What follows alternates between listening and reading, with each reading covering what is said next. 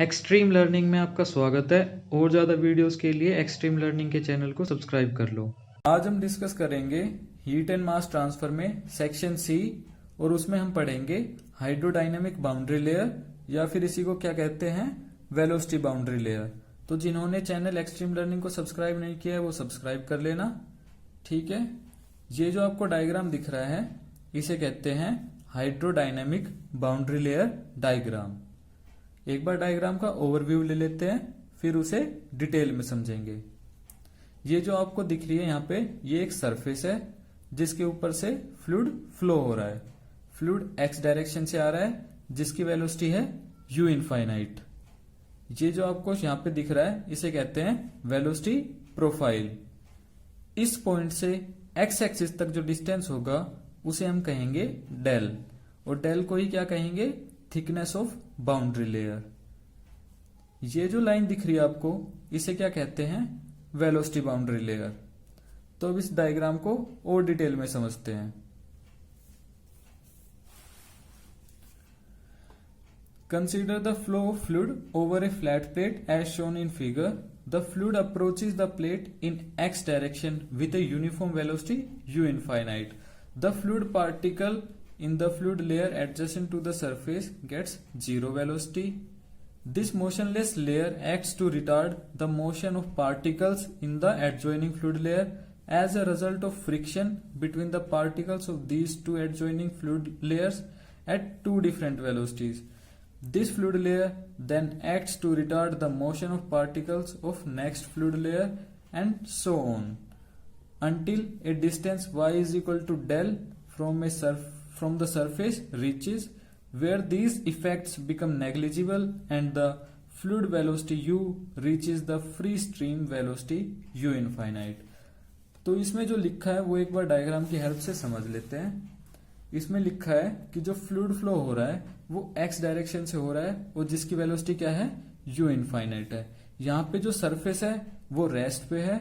इस पे जैसे ही फ्लूइड आएगा तो फ्लूइड की जो फर्स्ट लेयर होगी, ये हमारी सरफेस है, ये जो फर्स्ट लेयर होगी वो इसके कांटेक्ट में आते ही क्या आ जाएगी, रेस्ट पे। उसकी वेलोसिटी क्या हो जाएगी, 0। तो इसलिए हमने यहाँ पे एक पॉइंट से शो किया है, ठीक है। और जैसे जैसे ही ये ऊपर की तरफ जाएगा वैसे वैसे ही इसका फ्लो और ज्यादा होता चला जाएगा। इसका रीजन क्या है, विस्कस फोर्स, ठीक है। एक एग्जाम्पल के थ्रू समझा देता हूं आपको, ठीक है। ये मान लो अगर हम आगे की तरफ चलेंगे तो फ्रिक्शन फोर्स कहां लगेगा, पीछे की तरफ। सेम एक सरफेस और फ्लूइड के बीच में कौन सा फोर्स लगेगा, विस्कस फोर्स। कौन सा फोर्स लगेगा, विस्कस फोर्स। जैसे ही फ्लूइड आगे की तरफ जाएगा तो फोर्स कहां लगेगा, पीछे की तरफ। विस्कस फोर्स कहां लगेगा, पीछे की तरफ, ठीक है। तो विस्कस फोर्स फर्स्ट लेयर को अपोज करेगी, ठीक है। जैसे जैसे ही हम ऊपर की तरफ जाएंगे विस्कस फोर्स का इफेक्ट कम होता चला जाएगा, ठीक है। वैसे वैसे ही फ्लूइड की वेलोसिटी धीरे धीरे बढ़ने लग जाएगी और हमें एक पॉइंट मिलेगा जहां पे फ्लूइड की वेलोसिटी किसके इक्वल हो जाएगी, 0.99 ऑफ u इनफाइनाइट। इस फ्लूइड के इक्वल हो जाएगी लगभग, ठीक है। इसके बाद जो वेलोसिटी मिलेगी वो हमें सेम इसी फ्लूइड जितनी ही वेलोसिटी यहां पर मिलेगी इस लेयर के बाद, ठीक है। अगर हम एक और वेलोसिटी प्रोफाइल ड्रॉ करते हैं आगे, तो इसमें जो हमें ये पॉइंट है ये काफी ऊपर मिलेगा, ठीक है। क्योंकि यहाँ पे और ज्यादा फ्लूइड फ्लो करेगा सरफेस पे, तो विस्कस फोर्स और ज्यादा लगेगा तो वो धीरे धीरे कम होगा, ठीक है, धीरे धीरे कम होगा।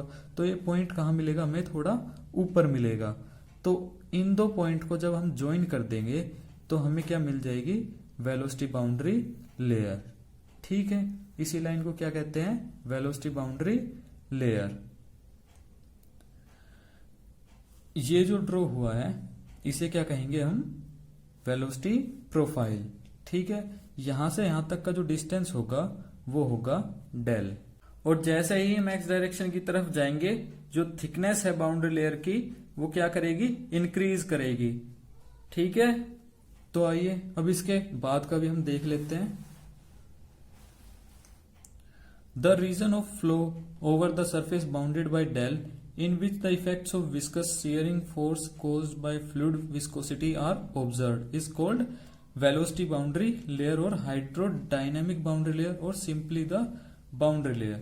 तो इस पॉइंट में क्या लिखा है कि यहां तक ही, इस लेयर तक ही हमें क्या फोर्स मिलेगा, विस्कस फोर्स। इसके बाद हमें विस्कस फोर्स नहीं मिलेगा, उसके बाद विस्कस फोर्स का जो इफेक्ट है वो नेग्लिजिबल हो जाएगा।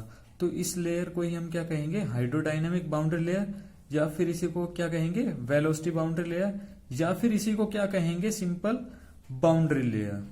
ठीक है, अब हम एक बार देख लेते हैं कि थिकनेस ऑफ बाउंड्री लेयर को कैसे डिफाइन करते हैं। Thickness of boundary layer is represented by del and it is generally defined as a distance from the surface at which local velocity u is equal to 0.99 of free stream velocity u infinite। मतलब वो distance जहां पे fluid की velocity कितनी हो जाए, 0.99 of u infinite। ठीक है, उतने डिस्टेंस को हम क्या कहेंगे, थिकनेस ऑफ बाउंड्री लेयर। इसके बाद है the retardation of fluid motion in the boundary layer is due to shear stress acting in opposite direction. With increasing the y distance from the surface, shear stress decreases, the local velocity u increases until approaches u infinite। तो यहाँ पे क्या बता रखा है कि अगर हम y डायरेक्शन में जाएंगे तो shear stress धीरे धीरे डिक्रीज होना शुरू कर देगा। shear stress क्या हो जाएगा, डिक्रीज करेगा। ठीक है, वैसे वैसे ही फ्लूइड की वेलोसिटी बढ़ती चली जाएगी और एक पॉइंट मिलेगा जहां पे हमें फ्लूइड की वेलोसिटी क्या मिलेगी, u इनफाइनाइट। इस पॉइंट पे जो वेलोसिटी मिलेगी वो हम मिलेगी 0.99 ऑफ u इनफाइनाइट, और इसके बाद जो वेलोसिटी मिलेगी वो फ्लूइड की वेलोसिटी मिलेगी जो यहां से आ रहा है u इनफाइनाइट।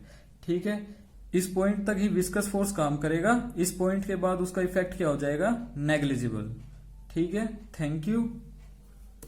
और ज़्यादा वीडियोस के लिए एक्सट्रीम लर्निंग के चैनल को सब्सक्राइब कर लो।